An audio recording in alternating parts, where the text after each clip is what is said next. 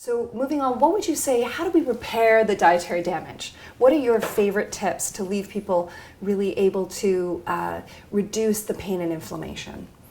So, of course, first step is remove the foods that cause it. That's a given.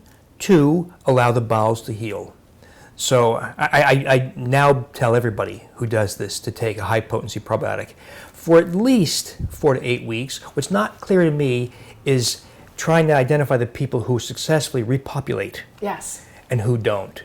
Because it is a large order to have somebody spend all this money and to do it for a long, long time. So until we understand this issue better, what I tell people is take the probiotic for 4 to 8 weeks. If you have recurrence of some of your symptoms, stay on it for a longer period and allow the bowel, because the healing of the intestines can take a long time. Yes. Not immediately relevant to the wheat issue, but important nonetheless, vitamin D. Vitamin D, very important, particularly at our latitudes. My latitude is similar to yours. Yes. And virtually everybody is vitamin D deficient. I tell patients, you can either take your vitamin D, we can get your blood level of 25 hydroxy vitamin D to 60 to 70 nanograms, or you can run naked in the tropical sun. So take your pick.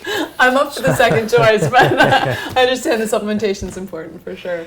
Everybody I know takes fish oil. Yes. So we ignore all that nonsense about prostate cancer risk. That is nonsense. Data are clear. The risk of cancer is, if anything, much reduced with omega-3 fatty acids. So I prefer to use liquid triglyceride forms of fish oil.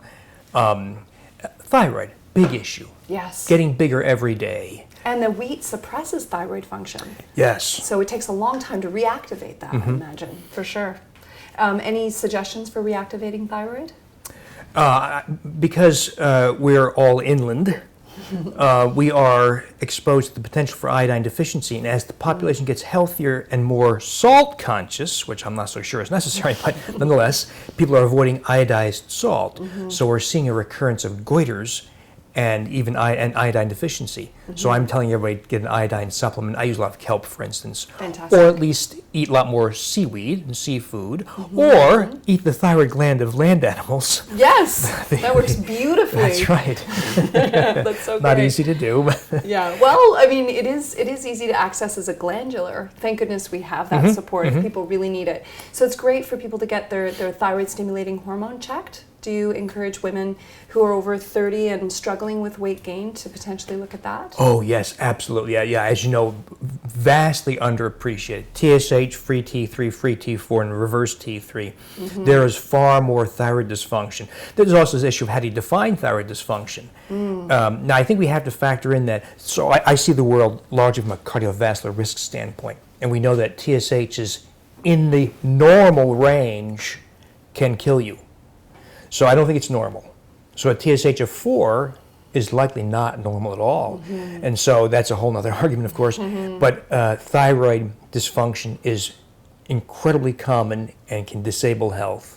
So it's probably among the most common reasons people come on our social media and say, I went wheat-free. I think you're full of nonsense because I didn't lose a pound. I gained 4 pounds. And they have thyroid problems. Yes, it's so prevalent. So what's the TSH number you like to see on a woman's report card, or on a person's report card? 1.0 or less. Okay. Certainly no higher than 1.5. Okay. Now, in the guys, it's not quite as clear, but it's probably around that range too.